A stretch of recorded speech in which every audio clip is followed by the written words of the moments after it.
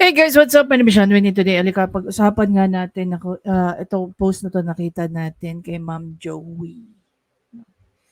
Sabi dito ni Ma'am Joey, tinag niya si Attorney Migs Nograles, ang hindi namin maintindihan ay ay yung kapal ng mukha mo. Asan ang resibo ng opisina mo? Magkano parte mo sa MOE? Saan mo dinala? Okay? Saan nga ba siya nag-react dito? Kasi sabi dito ni Attorney Migs Nograles, well, we respect the opinion of the Vice President, di ba? But also respect the legislative process, hindi lang naman dito sa Kongreso, pati na rin po sa yung Senate. May ongoing investigation and hearing on matters, right? So like I said, manood na lang po kayo ng committee hearing so that you will understand, di ba? Ayon sa PBA Party List Representative Margarita Nograles. Now, doon sa mga hindi po nakakapanood ng Senate hearing ni Senator Amy Marcos regarding sa fake initiative, pangalan po nito ni Attorney Miguel Nograles, nababanggit po doon sa mga nangyari dyan sa Davao area. Okay? Sabi ko nga kay Senator Amy, sana makakita tayo ng liwanag doon sa ginawa nilang Senate hearing regarding sa fake initiative. Ngayon, so far, wala pa tayong nakikitang update. Ang pinakahuli, 'di ba, yung mga ilang beses nila na nabuko, na nagsisinungaling during a Senate hearing, yung kanilang mga resource person na hindi naman po nila ikinontempt. No? Gaya ng gawain naman nila or gaya ng gawain ng ibang senador sa ibang resource person. Kahit hindi naman talaga nagsisinungaling, gaya ng ginawa ni Raffy Tulfo kay Sid, no? Or Isidro Consunji. Okay, Consunji. Yan, Consunji ng DMCI, no? So here, pero hindi na okay. Yan ko, hindi naman niya sinight in contempt yung tao.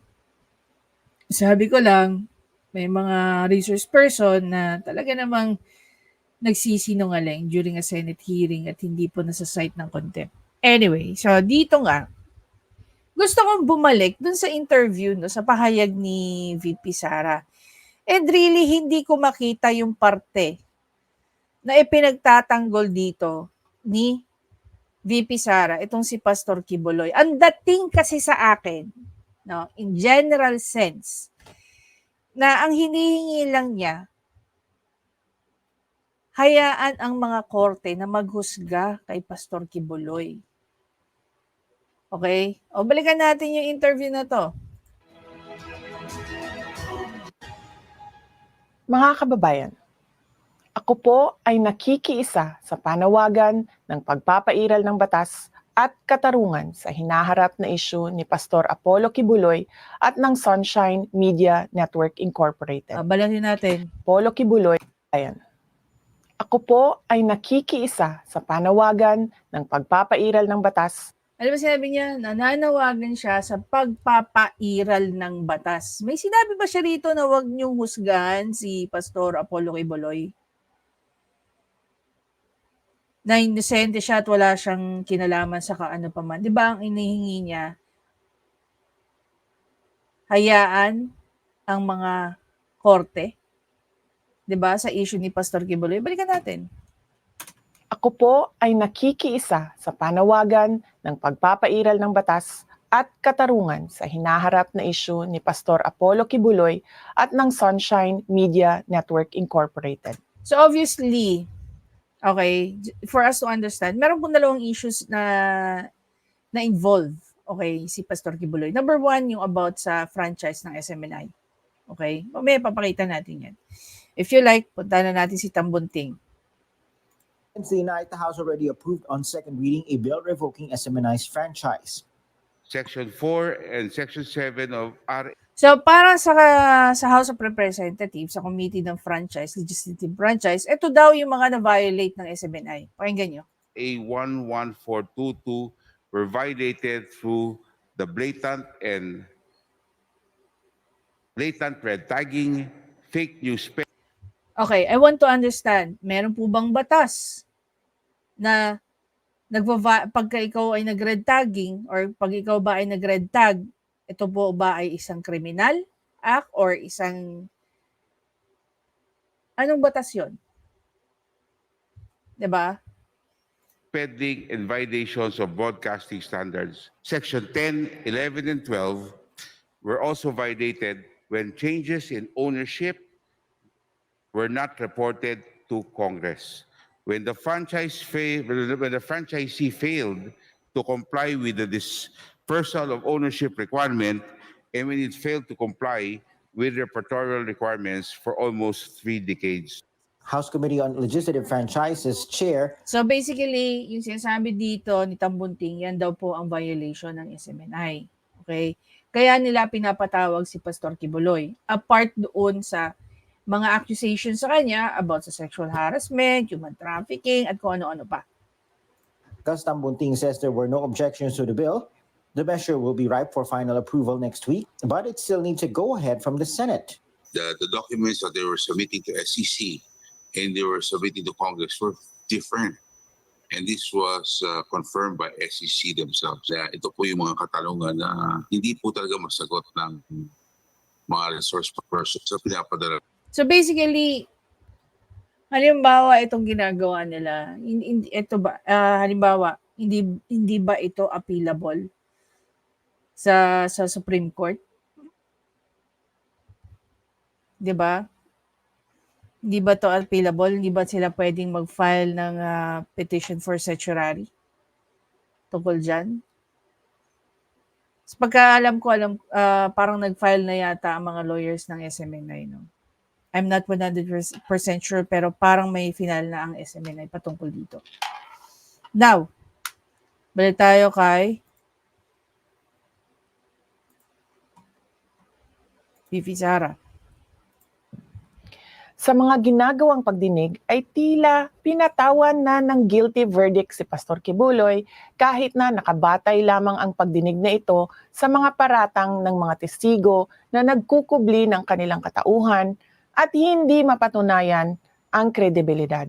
Okay. So dito sa part na to, can we actually deny it na naging prejudicial na tayo sa mga lumalabas na issue? 'Di ba? Ang Senado ba?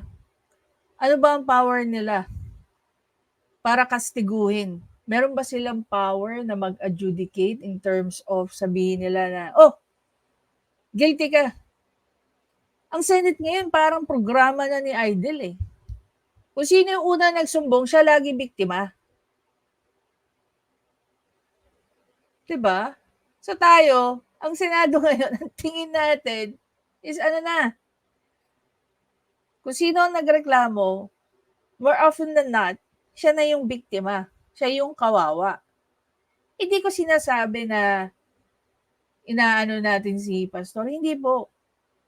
Kaya nga, I highly encourage everyone. Huwag po tayong masanay sa trial by publicity. 'Di ba? Maliban sa naniniwala tayo sa mga bagay na hindi natin dapat paniwalaan pa, pinaniniwalaan pa natin ang mga taong nag-aakusa na wala naman tinatawag na kredibilidad. Okay? Base sa kanila yon. Diba? Base sa kanila yon. Ako, I have no objection dun sa mga nagtatakip ng mukha, mata during a Senate hearing. I understand the need for that. Hindi natin ko-questionin yan. Pero dapat kung ano yung tapang mo dyan, eto nga, just like what I said, no? Napakinggan ko to kay Attorney Libayan. Etong mga resource person na to, kung ito man ito ay nagagamit lang, no? Kung ano yung sinasabi nyo dyan sa loob ng Senado at hindi totoo at hindi nyo kayang panindigan, pwede rin po kayong kasuhan. Ang may immunity lang po dyan, mga senador. 'Di ba? And this will be the same people na haharap kay Pastor Kibuloy sa harap ng mga hukuman.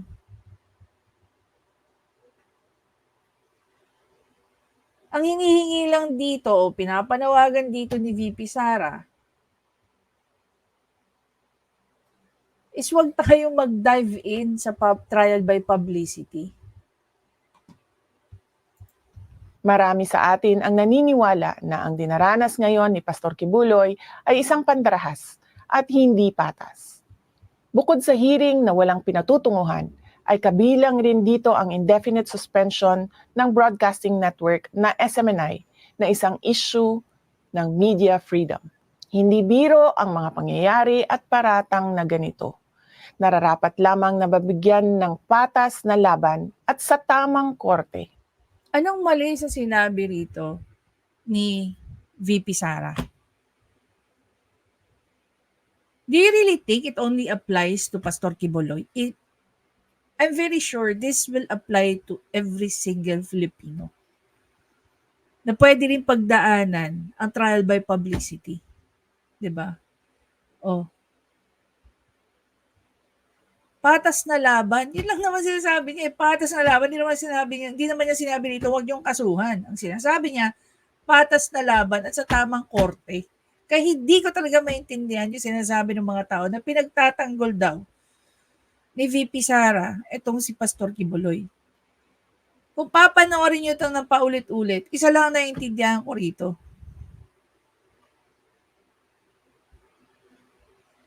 Nananawagan lang naman si VP Sara na hayaan nyo ang mga tamang korte. Nalitisin ang mga ikinakaso kay Pastor Kibuloy. Diba? Ika nga sa Mateo chapter 5 verses 11 to 12. Ito guys, no? Galing to sa Bible. Baka dito sa sinabi na to,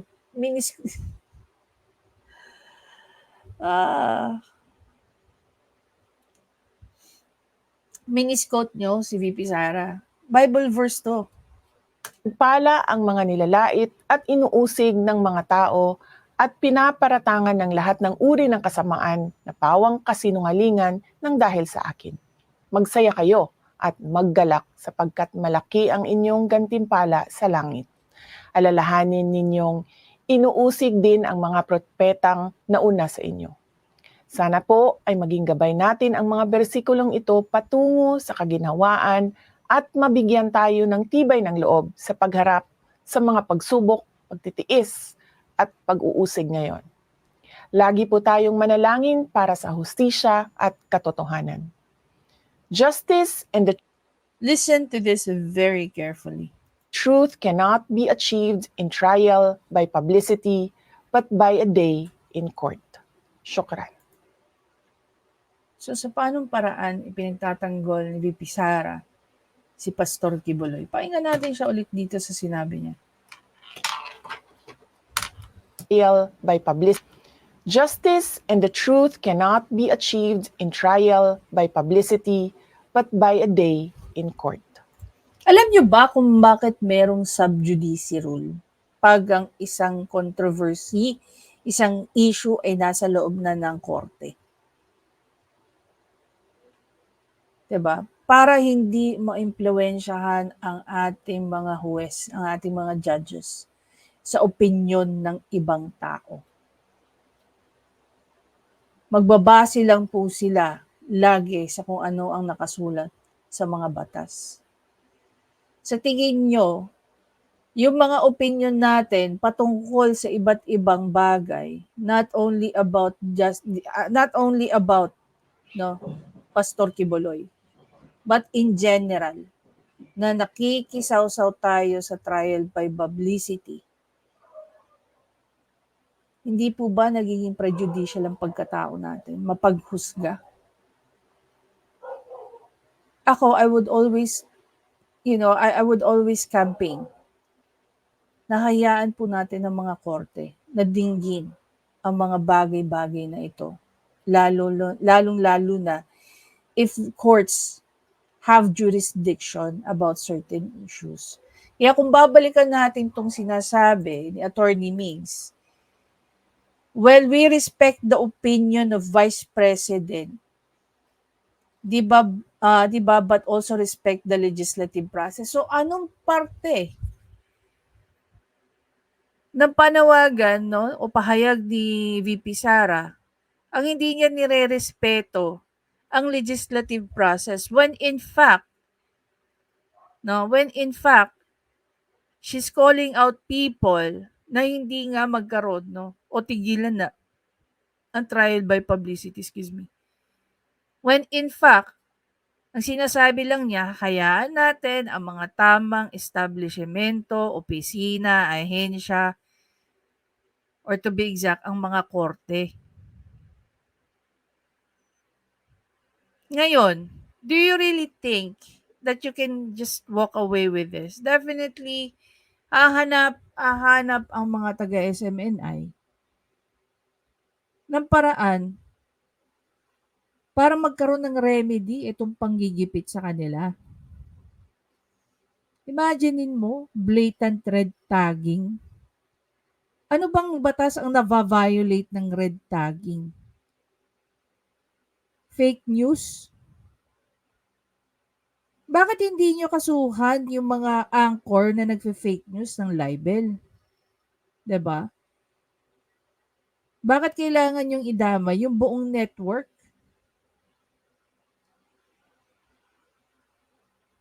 Tsaka tingnan mo, no, kung babalikan nga lang natin kung saan nag-spark to at paano to nag-spark. Nagtanong lang naman si Ka Eric. Hindi ko maintindihan bakit sa iba ang sinasabi, nagbibigay na ng statement. Ibang-iba talaga dating sa akin eh. Ka Eric at that time was asking a question. Getting clarifications from Tambaluslos. Anong ginawa nyo? Hindi ko nga maintindihan bakit yung mga Pilipino, hindi nila nakikita yung abuse of power dyan sa ginagawa ng mga taga House of Representatives. And sobrang nakakatawa pa, itong si Congressman Pimentel, gusto, Anli. Talaga ba? Kaya sabi ko alam mo, noon hindi ko naiintindihan bakit tinanggal ni Apo Lakay ang Congress eh. Sa nakikita ko ngayon, naiintindihan ko na kung bakit. 'Di ba? Naiintindihan ko na kung bakit. Isang araw nga guys na nag-uusap kami ng professor ko tungkol sa election law. So may election law akong subject ngayon eh. And we were talking about the party list system. Okay, so we've been reading cases about party list system. 'Di ba? Here's the very odd thing about party list system. Ang binoboto po natin dyan, hindi yung mga nominee nila. Ang binoboto po natin yung party list. Tapos ang nagre-represent ng party list is yung mga nominee nila. Mga nominee nilang pulpol. Dati hindi ko maintindihan, bakit ang dami-daming taong gusto nang tanggalin ng party list system? 'Di ba? Sa totoo lang, sa totoo lang, maraming party list system na nonsense. Siguro 90% of them. Oh. I'm gonna give you one very good example, ang mga Revilla. May Agimat, tapos congresswoman pa si Lani Mercado. 'Di ba? Imagine mo ilan sila diyan? Ilan sila diyan na Revilla? O doon na lang tayo sa Senado. Ilan ba ang Cayetano? 2. Ilan ang Ilan ang Tulfo sa Congress? Isang nasa Senado, ilang piraso ang nandyan sa loob ng House of Representatives. 'Di ba? Nakikita nyo kung gaano nagiging useless ang party list. Gaya nito ni Migs Nograles. PBA party list. Representative. Sa totoo lang, kung meron man dapat baguhin, unang-una dapat ma-repeal ang party list system. Alam niyo bang dagdag yan sa balikat ng mga taong gaya natin, mga taxpayer? Kasama yan sa budget, kasama sa binabayad nating taxes, is yan, sa mga yan. Sa mga useless na party list nominee. Diba? Ang gagawin lang ng mga yan. Mamimigay ng kung ano-ano. Ito nga si Migs Nograles eh. Natatawa ako eh, no? Imagine mo mga pinagagawa niya sa distrito niya o sa Davao. Mga basketball court. Meron naman daw establishmento. Pero yung sobrang prominent sa page niya, yung mga basketball court. Eh, sino ba nagpapagawa ng basketball court? Di ba si barangay chairman? Nakatatak na yun sa, ano eh, sa, what do you call that? Sa posisyon ng isang barangay chairman, magpagawa. Hindi nga lang barangay chairman, even yung mga konsehal ng mga bayan natin, eh, di ba? Whether it's a city or municipality. Ang mga nagpapagawa niya, mga konsehal, barangay chairman, minsan SK chairman. Depende kung gaano kalaki ang budget ni SK. But then again, yung mga budget ni SK, nanggagaling din naman yan sa, kanya, sa LGU niya. Diba? See how useless they are? Tapos makakita ka ng ganito.